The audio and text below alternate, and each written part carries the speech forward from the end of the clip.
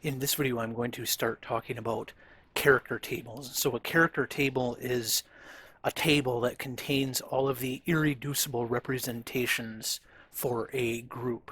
And in future videos, I'll get more into detail about irreducible representations, but for now, we can just sort of take it as the name suggests, that it's a representation, which we've talked about before. We can have matrix representations. So these will be matrix representations, often one by one matrices, which is just a single number, and you can't reduce it any further. And so these irreducible representations should have the same sort of multiplication table as our group, since they are representations of our group.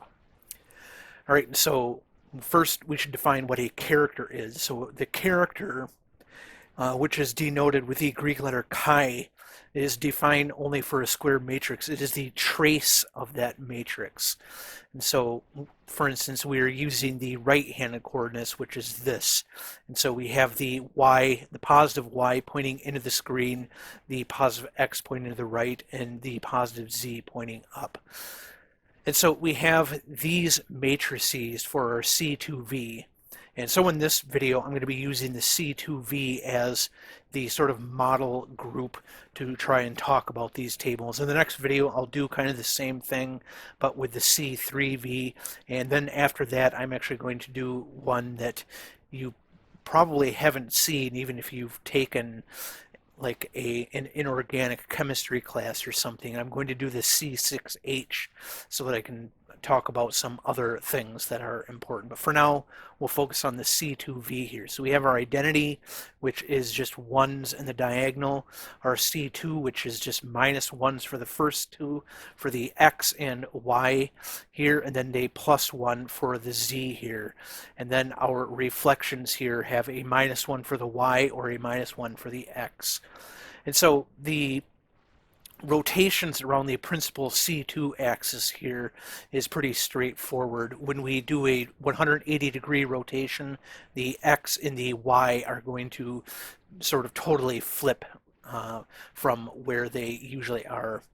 And then so we have our reflections here. So if we reflect across the y with this one, so remember I said that if we're looking down on the molecule, we have y pointing this way and x pointing that way. And so if we are doing a reflection through this plane here, then this y will get flipped down to there. And so that is why this has the sigma v1 here. And then so the sigma v2 here is reflecting across the x-axis, which I said was this axis. And so that's going to take something pointing that way and flip it to pointing that way. And so that is what these matrices are doing. And so if we take the traces of these matrices, so we see that E here, the identity, the trace is just adding up everything on the diagonal. So we're just adding up 1 plus 1 plus 1, so we get 3. This one we have minus 1 plus minus 1, which is minus 2 plus 1, so we get minus 1. This has 1 minus 1, 1, so it should be 1. This has minus 1, 1, and so that should be 1. So that's what we have here for our reducible representation. So this is our reducible representation. To get the irreducible representation, we do what's called block diagonalizing these matrices. And so we consider each of these non-zero elements as being sort of a one-by-one matrix. And so because there are no off-diagonal non-zero elements, we can sort of consider the diagonal elements as being independent. So there isn't any sort of y or z component for our x on any of these, and the same goes for the y and z here. So there's no x or z component, no x or y component for the z there. So these are all one-by-one matrices, and so we can break it down kind of like this. And so one representation will be everything here in red. So 1 minus 1, 1 minus 1. Another will be everything here in blue, 1 minus 1, minus 1, 1. And then another one will be the things in green, 1, 1, 1, 1. So those in the x positions describe the symmetry operations on the x coordinate, those in the y coordinate, those in the z and the z coordinate. And so we end up with a table that looks like this. So this is starting to look like the character tables that you may or may not be familiar with, but we're getting there. So there is actually a fourth irreducible representation. So each row on this table is an irreducible representation.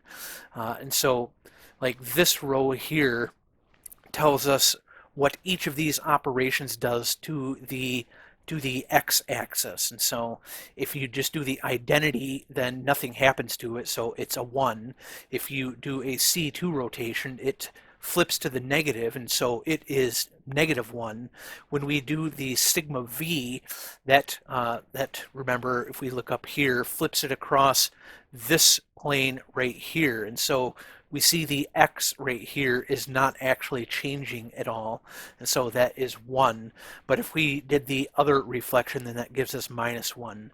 And so the other rows tell us what happens with the y coordinates, with the y-axis, and the other one tells us what happens with the z-axis, which we can see is all just +1s because we don't have any perpendicular C2 axes, and we don't have a horizontal mirror plane. So z just stays the same under all of these operations. But there's actually a fourth operation that we can derive from the properties of the table. So the properties of the table, I'm just going to kind of tell you what they are. I'm not going to like sort of prove it or anything, but that we can use sort of 3 properties of the table. So the first one is that the number of irreducible representations must equal the number of classes. So up on the top here, each of these is its own class. And we'll actually see in the next video that you can have more than one thing in a class. And if you do that, you put like a number out front like that. But these each just have a single element in each class, and so we will do it like this. And so we have 4 classes, but we see we only have 3 irreducible representations here, so we know that there can be a fourth. And so then the question is, how do we find this fourth one? So it can be derived using the fact that the irreducible representations must be orthogonal. And so if you take, say, all the stuff here in red and multiply it piece by everything here in blue, and add up each of those piecewise products, it should be 0. And so that's what this equation here is telling us. So for instance, meaning if we take 2 irreducible representations, say the first and second row from above, so that's the red and the blue here. And so we multiply the first 2, which is these numbers right here. Then we add the product of these 2, which is these 2 negative numbers right here. Then we add this product here, which is these numbers right here. And then add this product here, which is these numbers right here. And that will give us 0, because this is 1, this is 1, this is -1, this is -1. So we have an equal number of positives and negatives, so it's 0. So another property of the table is that the sum of the square of each character in an irreducible representation multiplied by the number of operations in each class. And so in this case, we only have 1 operation in each class, and so we're just multiplying by 1. And it must be equal to the order of the group, where the order of the group is the number of operations in the group.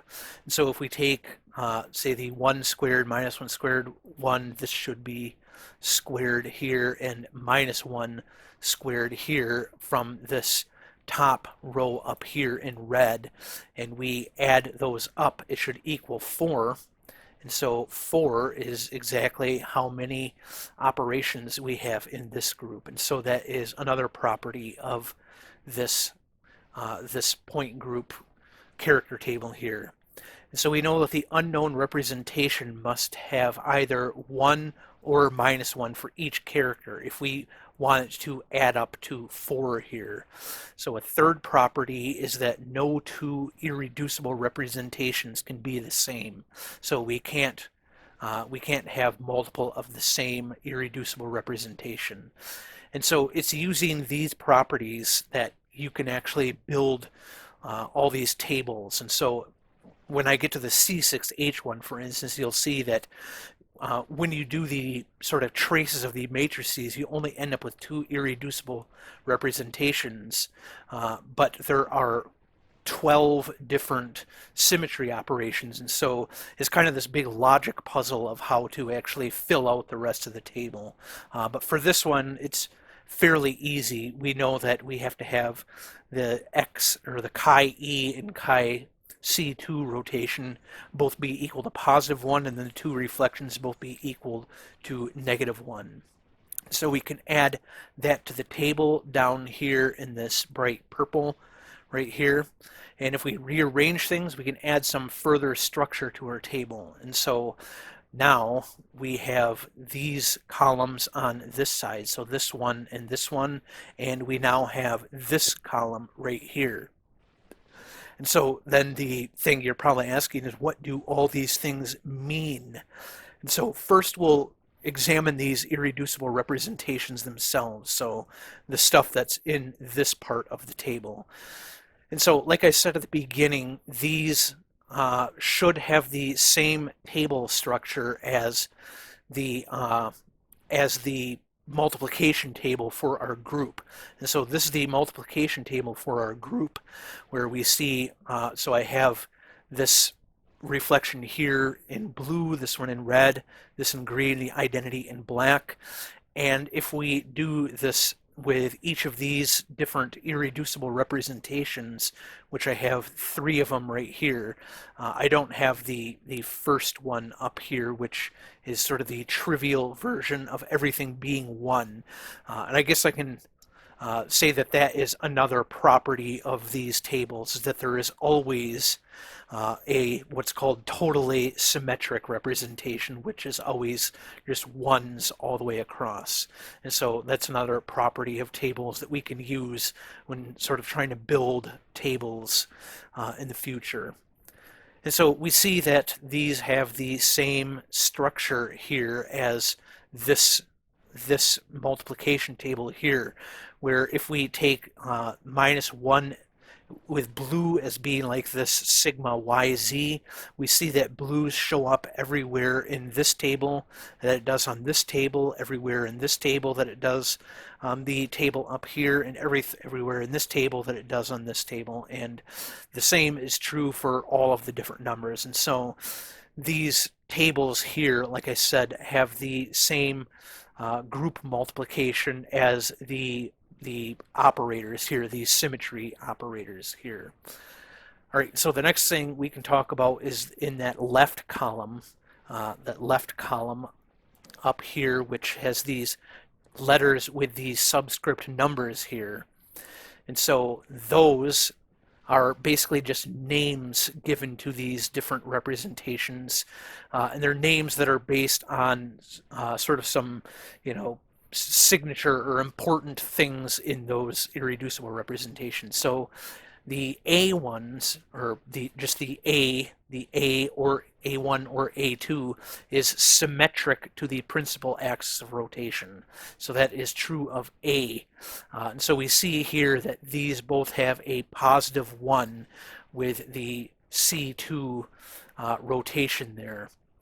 So then the B's are anti-symmetric to the principal axis of rotation, and we can see that by the fact that those have a -1 in that column.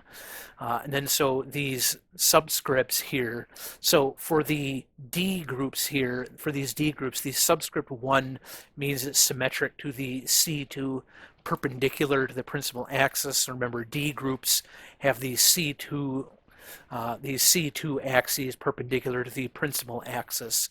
But for the other axial point groups, like the one we have here, like the C2v, the subscript 1 means symmetric to the sort of first vertical plane. And so we see that this A1 here has a 1, this B1 here, or has a 1 there, the A1 has a 1 there, and the B1 has a 1 there, rather.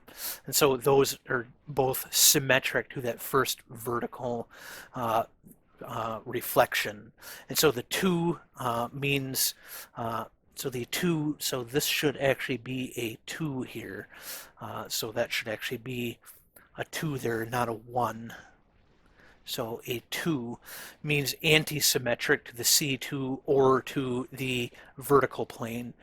So the A2 and B2 will have a -1 here for that first vertical plane. So the -1 and -1. There are actually more different types of these things, but I'll get to those in the next couple videos. So in the next video, we'll see that we can actually have an E in it, and then in the video after that, we'll see that we can have subscripts of G and U, but I'll explain those when we get there. So for now, we're just looking at these A's and B's with the subscripts 1 and 2. And so this one should also be a 2 right here. All right, so what does it mean to be symmetric or anti-symmetric to the principal axis? So generally we can think of what happens to the x, y, z coordinate system under each operation. So here again is our table. So we see that when we do this 180-degree C2 rotation, that it's going to flip the x and y axes, and so that's why those get -1s. And as I explained above, when we do these 2 different reflections here, so if we do this reflection over the xz plane, then x will stay the same, but y will flip, and if we do it over the yz plane, x will flip, but y will stay the same. So we're still using the right-handed rules. So here we can look at this in a little bit more detail. So we see that with the identity operator, the z, the x, and the y all stay the same, and so those will have, under the identity operator, just positive 1s. The C3z, we see the z stays the same, but the x and the y will both actually flip, so that's why we have the -1s there, but why we have the z up here with the 1. So these 2 sigmas, so the first one, the z and the x stay the same, and then in the other one, the z and the y stay the same. And so that is actually what is going on in this table. So these numbers, whether it's positive or minus, is telling us if it's symmetric or anti-symmetric. It's telling us essentially whether it flips something or leaves it the same. All right, so the RZ is in the A2 row here, so we have this RZ now. So because a rotation around the z-axis is just the C2 rotation and is not affected by a rotation around the z-axis, where if we rotate around the z-axis, we can actually flip the rotations around the Rx or the Ry, which I'll talk about here in a little bit. But so we also see that we have on this sort of far right column here these different functions here, and so this tells us how these functions actually transform. And so if we look at this function here, which is the x times y function, we see that when x and y are both positive, then the product of them will be positive. If both are negative, then the product of them will be positive. If only one is negative and the other positive, then we get negative. And we can look at this function here, and we can see that this actually has, this can actually be rotated that way. And so we see that the xy is here because a C2 operation will actually sort of just flip it so that we still have positive here, negative here, and negative here. But if we do one of these reflections here, so if we reflect across a plane like this positive here and this negative here will trade places. This negative here and this positive here will trade places. And we can do a reflection across a plane there, so it should be right on the x-axis there. We see that that will also trade places for the positives and negatives, and so that's why the xy goes here. So the xz and the yz we see are actually in the same row as just the x and y. That's because the z doesn't change at all, and so even if we take the x times z, it's essentially just timesing everything by 1. Same with the yz, it's timesing everything by 1 and in a way, and so those things will not be changed from just the function x or the function y by itself. Yeah, and so this is just sort of looking at these reflections on our x and y here. So if we do this reflection, then the x positive gets flipped to the x negative. If we do this reflection here, the y positive gets flipped to the y negative. All right, so the ry, so rotations around the y-axis, is in the B1 row, because a rotation around the y-axis would flip the z-axis, giving C2 a change of sign. So that's the same for the Rx. So we could make the same argument for the Rx, but I'm just using Ry here as an example. So it flips the z-axis, so we get a -1 there, because if you flip the z-axis, so if we're looking down at the z and we're sort of calling something that rotates around the z-axis that way as a positive, if you flip it so that it's pointing down, that will become positive. And so we're essentially changing which way is positive, and so that gives it a -1. And the same thing would happen if we did this reflection across the YZ plane. It would make the RY well, if we did a rotation, it would make the reflection a -1 here. All right, and so that is sort of the rotations. So we can kind of think about it this way. So if we have like a three-dimensional axes here, so we have our z, our x, and our y. So this should be x right there. So if we're doing a rotation, if we do a rotation around y, like 180 degrees, our x will end up over here and our z will end up down there. And so a rotation around x that way will become a rotation around x kind of that way, and so it reverses it. And so a rotation around z that way will become a rotation around z sort of going that way. And so that is why those get the negatives, the x-axis and with the ry, and the y-axis with the rx there. All right, so a few places where you actually use this kind of stuff, because a lot of this might so far just seem sort of abstract and sort of like who cares, but there is actually practical use for this. And so in chemistry, in quantum mechanics, we can think about this symmetric and asymmetric idea. And so the p orbital wave functions actually have this negative and positive amplitude. So if we think about our infinite square well like this, where we have the 0 there, so that would be a over 2 and minus a over 2, then the wave function would be something like that. And so we see we have positive amplitude over here and negative amplitude over here. And so we can call this negative and this positive right here. And so we see that under these different symmetry operations, like a rotation around the z, we would sort of flip these around.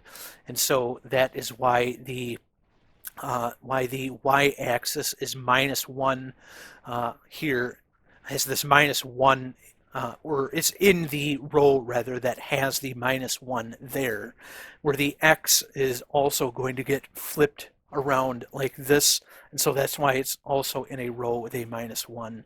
Where the z we see, even if we turn 180 degrees this way, we're still going to have positive on top and negative on bottom. We can also see that the x, when we do a reflection across the xz plane, so that's the plane that contains the x and the z here, the x doesn't change, so that gets a +1. But if we reflect across the sort of yz plane like this, then the x is going to get flipped that way. And so these p orbitals sort of they transform the same way as the C2 or the C2v here, that the C2v group here. But we see that the so this x squared, this y squared, and this z squared over here is in the totally symmetric one, because those ones sort of describe an s orbital, which is just a sphere of, so that would have a wave function that would look more like this. And so we see that this is symmetrical on all sides. It doesn't have any positive or negative, so it's going to be totally symmetrical. So yeah, this is all just sort of explaining what I was just explaining up there. But we can also look at this in terms of molecular vibrations, which is important for spectroscopy. So for instance, infrared spectroscopy, if you shine infrared light on, say, a water molecule, which is a C2v symmetry, then you get these symmetric stretches, symmetric bends, and asymmetric stretches here, and those will actually absorb light at particular wavelengths, and it depends on the sort of symmetry of the molecule, you know, the different wavelengths that it will actually absorb. And so you shine, you know, infrared light on here, and it will cause these stretches and bends. And we see these symmetric stretch and bend are called symmetric because they are symmetric to the C2 axis here, where this asymmetric bend is anti-symmetric with the C2 principal axis here. And so we actually have that that there are two A1 and one B2 vibrational modes here. And so these two here are A1, and this one here is B2, so, or B1 rather, vibrational mode. And so the different vibrational modes can be described using these symmetries here. But anyway, I think that's where I'm going to end this video. I hope you found it helpful, and I will see you in the next one.